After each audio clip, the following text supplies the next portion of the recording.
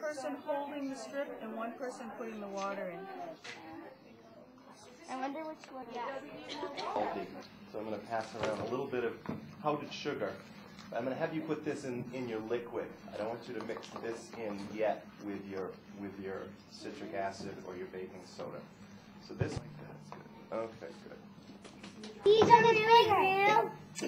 No, this one just gets the most confused in people. It doesn't know where to go, so sometimes it can actually wind up in your brain.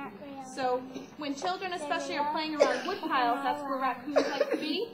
You really want to make sure you wash your hands really well, because those roundworm eggs get very, very confused.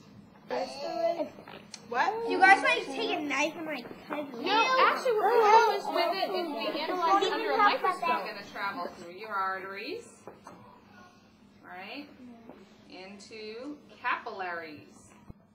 They come through the arteries, and then it goes to tiny, tiny, tiny.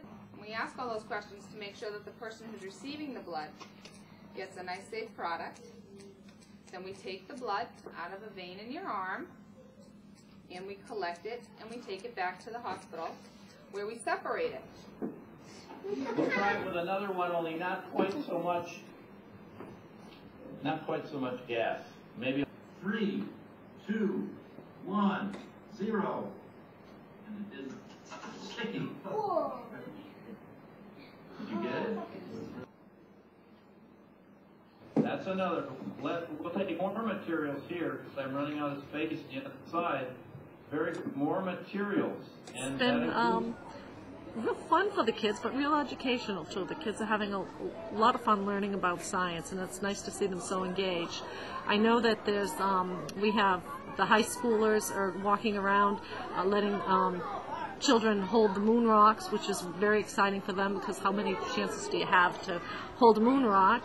We have astronomy, and we have 9 wonderful guest speakers here today sharing all their wealth of information, from a veterinarian sharing things about diseases you can catch if you handling pets and things, and why it's important to practice good personal hygiene when handling animals, to learning.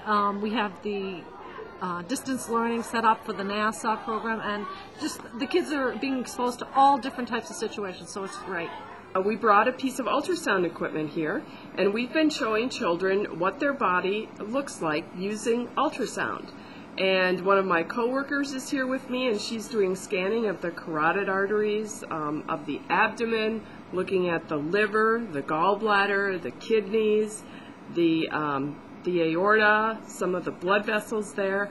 And then we're also doing cardiac ultrasound, which we have a picture on the screen here. That shows the heart beating and looking at the different valves in the heart, and looking at color flow imaging that shows the blood flow going through the heart. Then we're also showing them some images of what a fetus looks like inside a mommy's belly when she's pregnant. We have some of those images on computer that we're showing them, so we're having a great time. I think they are too.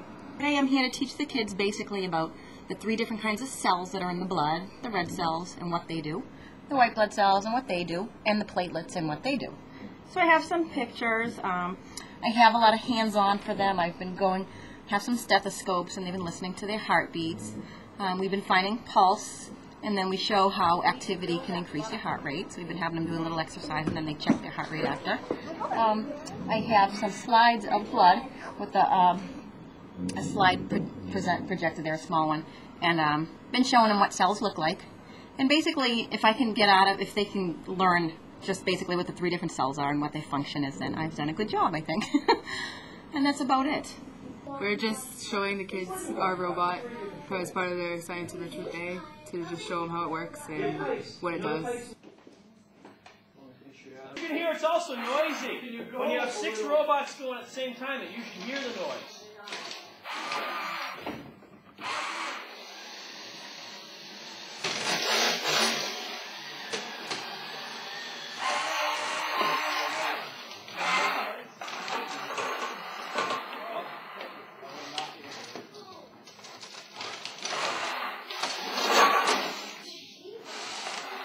Perfect way. We end up getting stuck and we can't get out. And if you're a little bit further, then you can run out. And if you're a little farther out, you know where they pull the boat out of the water, they have a thing which you can crank it, and pull the boat out of the water.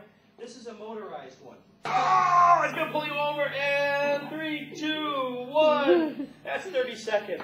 That was tough, wasn't it? Just had an accident, and the cable got all chewed up here because of this pulley. Yeah. Can you see that? See that pulley that folded over? Yeah, oopsies. And see how it's all nice? See how nice and smooth that is right there? See how that's not smooth anymore? It got shredded. The team and I are laying out a scale model of the solar system where, using toilet paper as our scale, where one piece of toilet paper equals 10 million miles. So far, we figured out that the Earth is about 9 pieces from the Sun. Mars is 14. Saturn is, I got to go look at my notes here, 88. Uranus is 178. And Neptune is 280 pieces. And we haven't even gone to Pluto yet. So that's what we're doing. We're laying everything out on the right scale. Pardon me?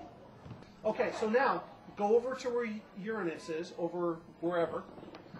All the way on the On the other side. So measure out 10 yardstick lengths. It's approximate. Approximate.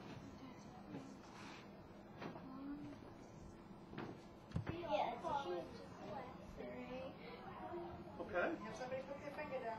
I think you're not going far enough. I work for a pharmaceutical company in Boston, which is trying to discover new antibacterial agents to cure you of disease.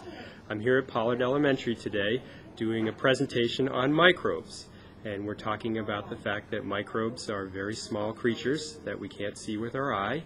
And we're building a microbe detector so that the children can actually detect growing yeast in bread. And then we're having them look in the microscope so that they can see what actual microbes look like. In addition, we're spending a little bit of time talking about good hand washing techniques and how hand washing can keep you healthy, and also talking a little bit about food and how good microbes can be used to make things like bread or yogurt, and how not all microbes are bad, so we don't have to sterilize the world. To show you how to make and launch a rocket right in the classroom. You can take it home and launch. Oh, wait a minute. You probably want to blow something up, don't you? Yeah. Okay, well, I'm going to show you something you can blow up. So what I'm going to do is go ahead and show you some things here on a sheet. What I will do is show you a picture of where I'm talking to you from. Again, I'm at a place called NASA Langley Research Center, and we don't do much, as you might see at the NASA centers, of sending things up into space, but do a lot of things with